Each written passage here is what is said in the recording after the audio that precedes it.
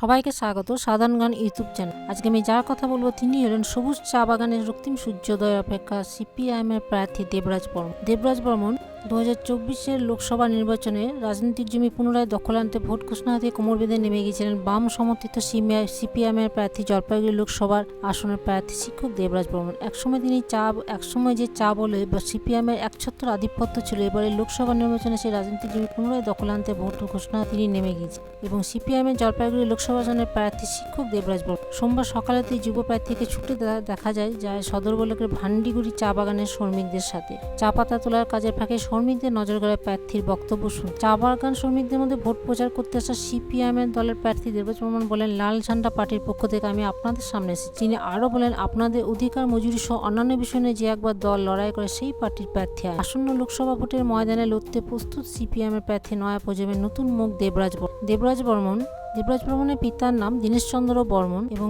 তিনি master of arts করেছেন ইংলিশে নর্থ বেঙ্গল ইউনিভার্সিটি 2011 সালে।